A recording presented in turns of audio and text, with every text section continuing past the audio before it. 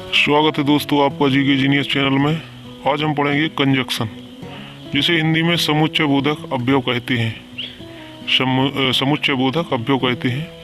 Conjunction ऐसे शब्द होते हैं जो दो शब्दों या वाक्यों को जोड़ देते हैं। कंजक्शन जो वर्ड होते हैं दो शब्द या दो वाक्यों को जोड़ देते हैं। इस तरह वाक्य भी छोटा भी हो जाता है और अर्थ भी नहीं बदलता। अगर मैं कहूँ राम अच्छा है और फिर कहूँ मोहन भी अच्छा है, जब दोनों अच्छे हैं तो क्यों ये ना कहूँ कि राम और मोहन अच्छे हैं। ऐसा कहने पर वाक्य छोटा हो जाता है और अर्थ भी नहीं बदलता है। और यहाँ पर जो और वर्ड है वह एक कंजक्शन है, मतलब एंड वर्ड जो है यानी कि और वर्ड है जो वो एक कंजक्शन है।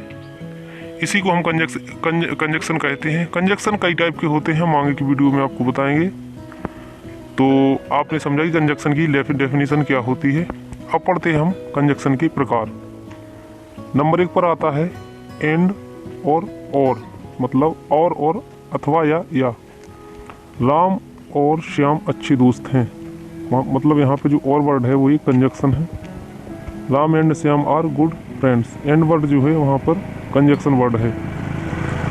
आप ये या वो किताब ले सकते हैं, यहाँ पे जो या वर्ड है वो एक कंजक्शन है, इसलिए हम अंग्रेजी में कहेंगे you may take this book और दैट बुक। यहाँ पे और वर्ड जो है वो एक कंजक्शन है। अब जैसे कि अब बात करते हैं हम बट की। बट का जो हिंदी अर्थ होता है लेकिन, बल्कि या सिवाय। लेकिन, पर या परंतु।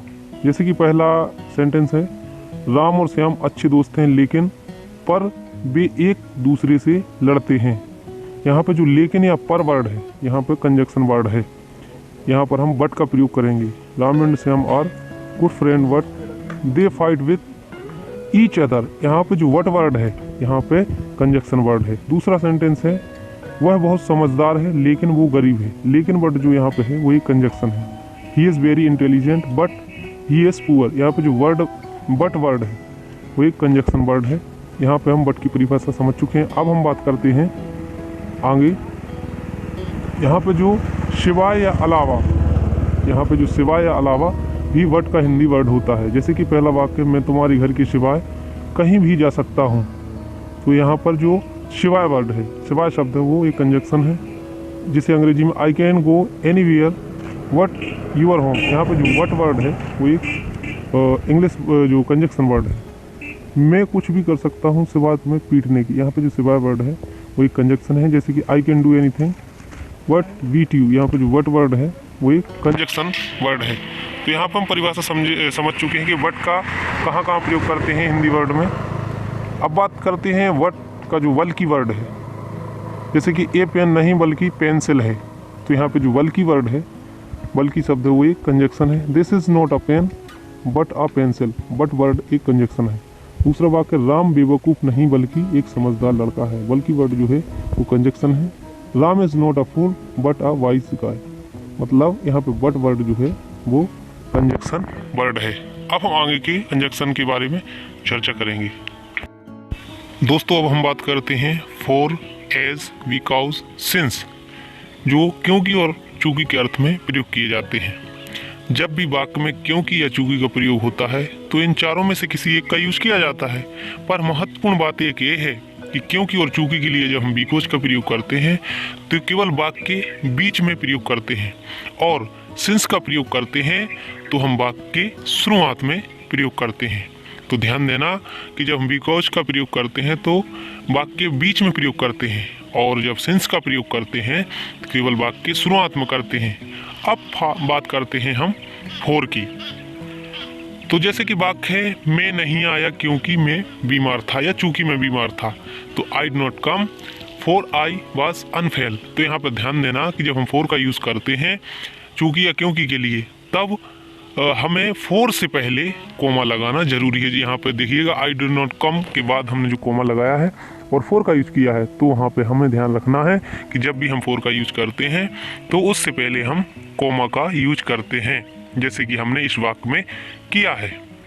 अब बात करते हैं हम also, even, either, too, as well, जिनका भी के अर्थ में हम प्रयोग करते हैं। सभी पांचों का जो अर्थ होता है वो भी होता है। आल्सो, ट्रू और एज वेल का प्रयोग प्रायः पॉजिटिव वाक्यों में किया जाता है। ध्यान देने वाली बात यह है कि जब हम आल्सो, ट्रू और एज वेल का प्रयोग करते हैं तो ये सिर्फ पॉजिटिव वाक्यों में किया जाता है या सकारात्मक वाक्यों में किया जाता है। आइदर का प्रयोग उन नेगेटिव वाक्यों में किया जा सकता है जिनमें भी का भाव प्रस्तुत हो, जैसे कि मैं भी अच्छा नहीं हूँ, यहाँ पे हम इवन आइदर का प्रयोग करेंगे। पॉजिटिव वाक्य का मतलब होता है हर वो वाक्य जिसमें नॉट का प्रयोग न किया गया हो, भले ही वो प्रश्नवाचक वाक्य क्यों ही ना हो। तो ध्यान रखना, पॉजिटिव वाक्य का मतलब होता है कि वो वाक्य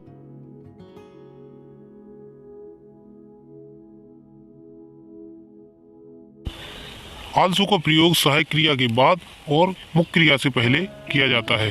तो ध्यान रखना कि आल्सो का जो यूज होता है सहायक क्रिया के बाद और मुख्य क्रिया के पहले किया जाता है, मतलब दोनों के बीच में किया जाता है। तो आपको पता चल गया होगा कि आल्सो का यूज कहाँ किया जाता है। अब बात करते हैं हम ट्रू, एज वेल और आइदर का प्रयोग वाक्य के अंत में होता है। ध्यान रखना, ट्रू, एज वेल और आइदर का प्रयोग वाक्य के अंत में होता है। इवन का प्रयोग वाक्य की शुरुआत में होता है। ध्यान रखना, इन तीनों चारों का ट्रू, एज वेल, आइदर का प्रयोग वाक्य के अंत में किया जाता है और इवन का प्रयोग वाक्य के शुरुआत में करते हैं। इवन का प्रयोग वाक्य के शुरुआत में करते हैं। अब हम बात करते हैं आगे के कंजक्शन की। जैसे कि इसका एक एग्जाम्पल है, मैं भी अच्छा हूँ, मैं भी अच्छा हूँ। तो आई एम गुड टू, मतलब पॉजिटिव सेंटेंस है ही। I am also good, am good as well, even I am good. यहाँ पर चारों का प्रयोग बताया है जो अलग अलग तरीके से किया गया है।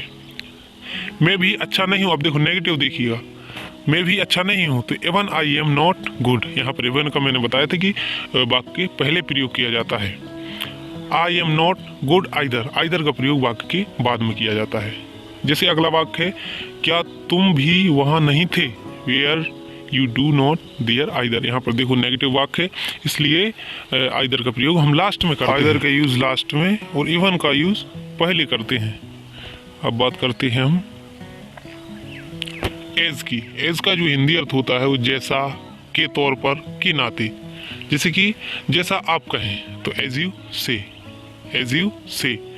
जैसा यहाँ पर शब्द है इसलिए एज का प्रयोग करेंगे। जैसी आपकी मर्जी, एज यू, वैसे एज यू लाइक। जैसी आपकी मर्जी, as you, I did as you said. मैं यहाँ मैनेजर के तौर पर काम कर रहा हूँ, मैं यहाँ मैनेजर के तौर पर काम कर रहा हूँ। यहाँ पे जो शब्द है के तौर पर, तो यहाँ पर एज का प्रयोग करेंगे। I am working here as a manager. तो एज का प्रयोग किया जाता है जैसा के शब्द अर्थ में, के तौर पर के अर्थ में, के नाते के अर्थ में हम एज का प्रयोग करते हैं। एज जो कंजक्शन होता है। अब बात करते हैं एज वेल एज की, जिसका हिंदी अर्थ होता है साथ ही साथ। जहाँ पर साथ ही साथ वाक्य में प्रयोग किया गया हो वहाँ पर हम एज वेल एज का प्रयोग करेंगे। जैसे कि राम पढ़ा लिखा है, साथ ही साथ उसके माता पिता भी पढ़े लिखे हैं। तो Ram is educated as well as his parents are educated.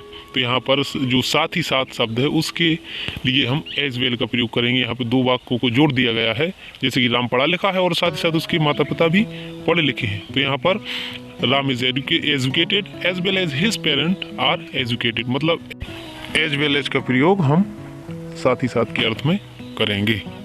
अब बात करते हैं एज सून एज और द मोमेंट की। तो इनका प्रयोग जैसे ही के अर्थ में किया जाता है। जैसे वाक्य जैसे ही वो आया मैं चला गया, तो यहाँ पर हम एज सून एज का प्रयोग करेंगे जैसे ही वो के अर्थ में।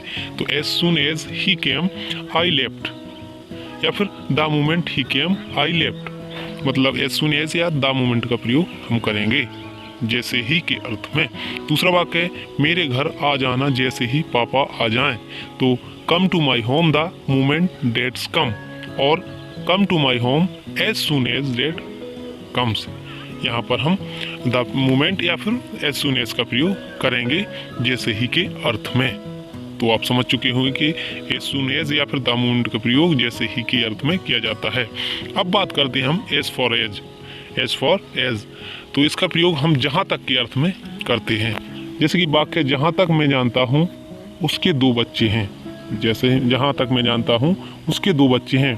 तो as far as I know he has 2 children. तो यहाँ पर जहाँ तक के अर्थ में मैंने एज फार एज का प्रयोग किया है। दूसरा वाक्य है जहाँ तक मुझे पता है उसकी शादी हो चुकी है। As far as I know he is married. तो सीधी सी बात है, एज फार का यूज हम जहाँ तक के हिंदी अर्थ में करते हैं। तो दोस्तों आपको पता चल गया होगा कि एज फॉर एज का प्रयोग हम जहाँ तक के अर्थ में करते हैं। अब बात करते हैं हम आल्थो, यथो, इवन इफ, इवन थो का हम प्रयोग यद्यपि, हालांकि, भले ही के अर्थ में हम करते हैं। दूसरा है then also, even then, yet, still, however का प्रयोग हम फिर भी, तब भी, इसके बावजूद भी के अर्थ में करते हैं। तो ध्यान देना कि हम यद्यपि, हालांकि, भले ही के अर्थ में इन आल्थो, थो, इवन, इफ, इवन थो का प्रयोग करते हैं, जबकि फिर भी, तब भी, इसके बावजूद भी के अर्थ में हम then also, even then, yet, still, however का प्रयोग करते हैं। अगर आपने आल्थो का प्रयोग किया है तो आपको एट का प्रयोग करना ही होगा। आल्थो के साथ एट का प्रयोग करना ही जरूरी होता है। जैसे कि हालांकि मैं गरीब हूँ पर इसके बावजूद मैं भी तुम्हें पैसे से मदद करने की कोशिश करूंगा। तो यहाँ पर आल्थो आई एम पुअर, उसके बाद हम एट का प्रयोग करेंगे। Yet I will try to help you with money. तो यहाँ पर ध्यान देना कि आल्थो का अगर हम प्रयोग कर रहे हैं तो एट का प्रयोग हमें करना जरूरी होता है। तो जैसे कि मैंने वाक्य में बताया है कि although I am poor, yet I will try to help you with money. अब बात करते हैं हम आगे की कंजक्शन की। अब है स्टिल और इवन नाउ, जिसका हिंदी अर्थ होता है अभी भी, आज भी। स्टिल का और इवन नाउ का मतलब जो होता है अभी भी और आज भी। इसका रूल्स है स्टिल का प्रयोग हम हेल्पिंग वर्ब के बाद और वर्ब से पहले करते हैं। सीधी सी बात है, सहायक क्रिया और मुख्य क्रिया के हम बीच में करते हैं स्टिल का प्रयोग अभी भी और आज भी के अर्थ में। जबकि इवन नाउ का प्रयोग हमेशा वाक्य के अंत में करते हैं। इवन नाउ का प्रयोग वाक्य के अंत में करते हैं। जैसे कि मैं अभी भी पढ़ रहा हूँ, मैं अभी भी पढ़ रहा हूँ। I am still studying, I am studying even now. ध्यान देना कि यहाँ पर हम स्टिल का प्रयोग सहायक क्रिया और मुख्य क्रिया के बीच में करते हैं और इवन का प्रयोग हम वाक्य के लास्ट में करते हैं। जैसे कि क्या राम अभी भी खिलता है, डज राम स्टिल प्ले। और यहाँ पर हम यदि इवन का प्रयोग करें तो does Ram play even now, इन दोनों के बाद यानी सहायक क्रिया और मुख्य क्रिया के बाद प्रयोग करते हैं। अब बात करते हैं no sooner had then. No sooner had और देन जिसका हिंदी अर्थ होता है ही था। जैसे कि वाक्य है मैं पहुंचा ही था कि वो आ गए। तो no sooner had I reach then they come. दूसरा वाक्य है राम को मैंने फोन किया ही था कि उसका मैसेज आ गया। तो no sooner had I called Ram then he messaged me. तो यहाँ पर ध्यान देना कि पहले हम नो सूनर का यूज करेंगे, उसके बाद हम देन का दूसरे वाक्य को जोड़ने के लिए प्रयोग करते हैं। अगला वाक्य है अनलेस और अंटिल का, जिसका हिंदी अर्थ होता है जब तक नहीं। जब तक नहीं रूल्स है इसका, इन दोनों में से कोई भी प्रयोग कर सकते हैं। अनलेस का भी कर सकते हैं और अंटिल का भी कर सकते हैं।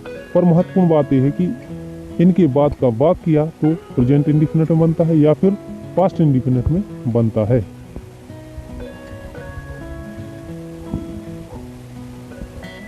जैसे कि जब तक मैं नहीं आता तुम मत जाना। तो अंटिल या unless I come you don't go, मतलब जब तक मैं नहीं आता तुम मत जाना।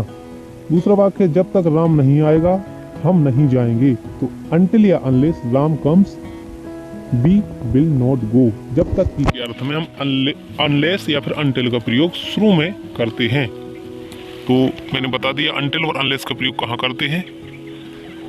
अब बात करते हैं हम वेदर और की, जिसका हिंदी अर्थ होता है चाहे या फिर की या। अगर वाक्य में चाहे के साथ या आए तो वेदर के साथ और का प्रयोग करना जरूरी है। लेकिन वेदर के साथ वाला वाक्य जो कोमा से पहले है प्रेजेंट इंडिफिनिट में ही आता है। जैसे कि वाक्य है चाहे वो आए या ना आए मैं तो जाऊंगा। तो वेदर ही कम्स और नॉट आई विल गो। चाहे राम खेले या ना खेले तुम्हें खेलना चाहिए। वेदर राम ऑलवेज और नॉट यू शुड प्ले। तो ध्यान रखना। अब बात करते हैं वेयर एज और वाइल की, जिसका हिंदी अर्थ होता है जबकि। वेयर एज और वाइल का जो हिंदी अर्थ होता है वो जबकि। जैसे कि वाक्य है, मेरे पास 10 रुपये हैं जबकि तुम्हारे पास 50 रुपये। तो I have RS 10, whereas while या वेयर एज का प्रयोग हम दोनों का किसी एक का कर सकते हैं। यू हैव 50, मतलब मेरे पास 10 रुपये हैं और आपके पास 50 रुपये हैं। जैसे कि जब राम की शादी हुई वो 25 साल का था जबकि दुल्हन केवल 18 साल की थी। तो यहाँ पर बीच में प्रयोग करेंगे। When Ram got married, he was 25, whereas while the bride was only 18.